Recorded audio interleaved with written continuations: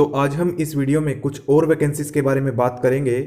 ये वैकेंसीज निकली है कर्मचारी राज्य बीमा निगम यानी कि एम्प्लॉयज स्टेट इंश्योरेंस कॉरपोरेशन, और ये निकली है हरियाणा रीजन के लिए, और हरियाणा में भी कहाँ पर, उप क्षेत्रीय कार्यालय अंबाला के लिए। तो आप देख सकते हैं recruitment to the post of upper divisional clerk यानी कि UDC, stenographer and multitasking staff यानी कि MTS for Haryana region in ESI corporation. तो आप देख सकते हैं 3 प्रकार के पदों के लिए वैकेंसीज निकली है। आप इस वीडियो को पूरा देखना, आपको इस वीडियो में सभी प्रकार की जानकारी दी जाएगी। तो आपसे ऑनलाइन आवेदन मांगे गए हैं इन पोस्ट के लिए, और रेगुलर बेसिस की भर्ती है डायरेक्ट रिक्रूटमेंट के थ्रू। तो आप देख सकते हैं डिटेल ऑफ वैकेंसीज। यूडीसी की 96 पोस्ट है टोटल, स्टेनो की है 13, एमटीएस की है 76। तो आप कैटेगरी वाइज डिवीजन आप देख सकते हैं। जनरल की है 51 अगर हम यूडीसी की बात करें, एससी की 15, एसटी हरियाणा में है नहीं, ओबीसी की है 20, ईडब्ल्यूएस की है 10, इस प्रकार हो गई 96। बाकी आप देख लीजिए। पे स्केल की बात करें तो यूडीसी और स्टेनो के लिए है लेवल 4 का पे स्केल, जो कि है 25,500 से 81,100 7th सीपीसी के तहत। तो 25,500 आपकी बेसिक रहेगी। उसके अलावा नीचे कहा गया है इन addition to pay they will also be eligible for DA, HRA, transport allowance and other allowances as per rules. तो जो बेसिक है 25,500, इसके अलावा आपको डीए जो इस वक्त 31% चल रहा है, एचआरए 8%, 16%, 24% जहां पर भी आपकी पोस्टिंग होगी उस अनुसार दिया जाएगा। ट्रांसपोर्ट अलाउंस और अदर अलाउंसेस भी आपको दिए जाएंगे, जैसे कि मेडिकल अलाउंस, साइकिल अलाउंस और भी अतिरिक्त अलाउंसेस होते हैं, इलेक्ट्रिसिटी अलाउंसेस, वो सब आपको दिए जाएंगे जो भी ईएसआईसी के नॉर्म्स हैं। उसके बाद है एमटीसी, इसका लेवल 1 का पे स्केल है 18,000 से 56,900। 18,000 आपकी बेसिक रहेगी, वही बाकी जो अलाउंसेज हैं वो आपको यहाँ पर भी दिए जाएंगे। Essential education and other qualification, तो यूडीसी के लिए क्या क्वालिफिकेशन मांगी गई है? तो यूडीसी के लिए मांगी गई है a degree of a recognised university, तो आपसे ग्रेजुएशन मांगी गई है। वर्किंग नॉलेज ऑफ कंप्यूटर होना चाहिए, किसमें? ऑफिस सूट्स और डाटाबेस में, यानी कि एमएस ऑफिस में आपका वर्किंग एक्सपीरियंस होना चाहिए। और उसके बाद स्टेनो के लिए 12वीं पास मांगा गया है, किसी भी मान्यता प्राप्त संस्था या बोर्ड से, यूनिवर्सिटी से। स्किल टेस्ट होगा जिसमें आपकी एक डिक्टेशन होगी 10 मिनट्स की, जिसमें आपको 80 वर्ड पर मिनट के हिसाब से टाइपिंग करनी होगी। उसके बाद है ट्रांसक्रिप्शन जो कि कंप्यूटर पर होगा। 50 मिनट का इंग्लिश के लिए मिलेंगे आपको और 65 मिनट हिंदी। उसके बाद है एमटीसी मैट्रिकुलेशन यानी कि 10वीं पास मांगा गया है। अब बात करते हैं एज लिमिट की। तो आप देख सकते हैं यूडीसी और स्टेनो के लिए है 18 से 27 वर्ष अधिकतम आपकी आयु हो सकती है। एज रिलैक्सेशन भी दी जाएगी, जो आपको पता है दी जाती है एससी, एसटी, ओबीसी, पीडब्ल्यूडी और एक्स सर्विसमैन को। और ये आपकी देखी जाएगी 15 फरवरी 2022 को आपकी आयु 18 से 27 वर्ष तक की ही होनी चाहिए। एमटीएस के लिए है कम 18 से 25 वर्ष की।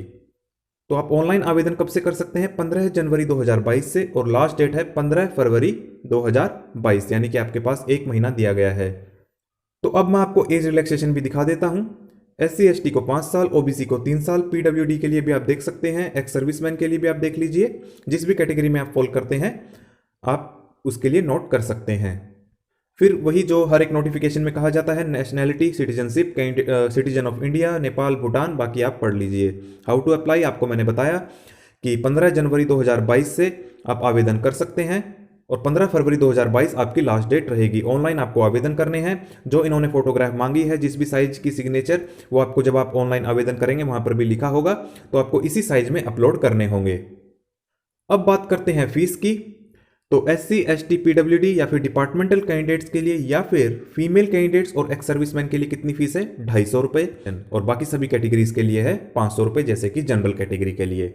और अगर कोई बैंक ट्रांजेक्शन के चार्जेस होंगे वो भी आपको पे करने होंगे इस फीस के अतिरिक्त। और मोड ऑफ पेमेंट है ऑनलाइन, अगर आपको आवेदन करना है तो पेमेंट भी आपको ऑनलाइन ही करनी होगी, जैसे कि डेबिट कार्ड से, क्रेडिट कार्ड से, इंटरनेट बैंकिंग से, आईएमपीएस, इनके थ्रू आप अपनी पेमेंट कर पाएंगे।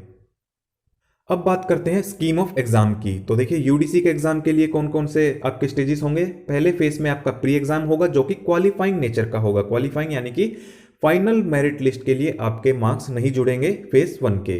तो इसमें आप देख सकते हैं जनरल इंटेलिजेंस यानी कि शॉर्ट में अगर कहें तो रीजनिंग के 25 क्वेश्चंस होंगे, 50 मार्क्स होगा, 1 घंटे का समय दिया जाएगा। हिंदी और इंग्लिश में आपके क्वेश्चंस दिए जाएंगे। General awareness quantitative aptitude, English comprehension. इस प्रकार से आपके टोटल 25-25 मार्क्स के 4 सेक्शन में क्वेश्चंस आएंगे। टोटल 100 मार्क्स के 2 मार्क्स का एक क्वेश्चन होगा, 200 मार्क्स टोटल होंगे। 1 घंटे का आपको समय दिया जाएगा। Pre exam is qualifying in nature and marks will not be count for final merit. For each wrong answer there will be a negative marking. तो आपको ध्यान रखना है, नेगेटिव मार्किंग है कितनी, 1/4, यानी कि 0.25 आपके मार्क्स काट लिए जाएंगे अगर आप गलत आंसर देते हैं। The candidate will be shortlisted for phase 2 in the ratio of 1:10, that is about 10 times the number of vacancies in each category। तो 10 गुना कैंडिडेट्स फेज 2 के लिए बुलाए जाएंगे। फेज 2 में आपका मेंस का एग्जाम होगा, सब्जेक्ट वही है, क्वेश्चंस बढ़ा दिए गए हैं और 1 मार्क्स का एक क्वेश्चन होगा, 2 घंटे का समय दिया जाएगा। The marks obtained in phase 2 main exam will be considered for final selection. तो जो मेंस एग्जाम के जो आपके मार्क्स हैं वही मेरिट लिस्ट के लिए बनाए जाएंगे। और फेज 3 के लिए 5 गुना कैंडिडेट्स को बुलाया जाएगा। फेज 3 में क्या है, कंप्यूटर स्किल टेस्ट होगा, ये भी क्वालिफाइंग नेचर का होगा। जैसे कि मैंने आपको बताया कि सिर्फ मेंस के आधार पर ही आपकी मेरिट लिस्ट बनाई जाएगी। अब कंप्यूटर स्किल टेस्ट में क्या है, preparation of 2 power point slide. तो आपसे पावर पॉइंट की स्लाइड बनवा कर देखी जाएगी 2, और typing matter on MS Word, आपसे एमएस वर्ड पर टाइपिंग करवाई जाएगी। Preparation of table on MS Excel, तो आपको एमएस एक्सेल पर भी जो है, एक्सेल पर आपसे कुछ फॉर्मूले भी आपके जांचे जाएंगे। 50 मार्क्स का आपका टोटल हो गया। 30 मिनट्स आपको आधा घंटा मिलेगा। क्वालिफाइंग मार्क्स कैसे कैसे हैं, the qualifying marks in phase 1 यानी कि pre exam, phase 2 main exam will be 45% for UR category. तो आपको मिनिमम जो है 45% एग्रीगेट में लाने होंगे अगर आप जनरल कैटेगरी से हैं, और 40% किन्हें, ओबीसी कैटेगरी और ईडब्ल्यूएस कैटेगरी के लिए, 35% एससी एसटी एक्स सर्विसमैन के लिए और 30% पीडब्ल्यूडी कैटेगरी के लिए। और अगर बात करें qualifying marks in phase 3, computer skill test, objective type computer test for PWD will be decided at the description of ESI. तो ईएसआई ही डिसाइड करेगा। अब बात करते हैं स्टेनो के लिए। इसमें भी फेज 1 होगा, इंग्लिश, रीजनिंग और जनरल अवेयरनेस। ड्यूरेशन आप देख सकते हैं, Hindi and English except English language. तो इंग्लिश को छोड़कर बाकी सभी आपके डुअल मोड में क्वेश्चंस होंगे, हिंदी और इंग्लिश में। उसके बाद है फेज 2 में स्किल टेस्ट होगा स्टेनोग्राफर के लिए, language of skill test, English और हिंदी के 50 मिनट और 65 मिनट मिलेंगे। आप इसे पूरा पढ़ लीजिएगा, कुछ ना समझ आए तो आप कमेंट करके पूछ सकते हैं। क्वालिफाइंग मार्क्स स्टैंडर्ड वही जो ऊपर बताया गया था, 45%, 40% और 35% आपको मार्क्स लाने होंगे।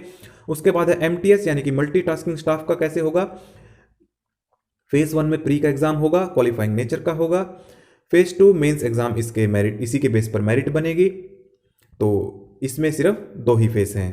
तो ये थी वैकेंसीज कर्मचारी राज्य बीमा निगम में, जो कि अंबाला रीजन यानी कि हरियाणा के लिए निकली है। अगर आप एलिजिबल हैं, इच्छुक हैं, तो इन वैकेंसीज के लिए जरूर अप्लाई करें और इस वीडियो को ज़्यादा से ज़्यादा शेयर करें, ताकि जो भी कैंडिडेट्स जॉब ढूंढ रहे हैं उन तक इन्फॉर्मेशन पहुंच जाए। तो मैंने आपको इस वीडियो में सभी प्रकार की जानकारी दे दी है जो आपको फॉर्म फिल करने से पहले पता होनी चाहिए। लेकिन मैं आपको फिर से रिकमेंड करूंगा एक बार फिर से कि आप खुद भी इस पूरी एडवर्टाइजमेंट को जरूर पढ़ें अप्लाई करने से पहले।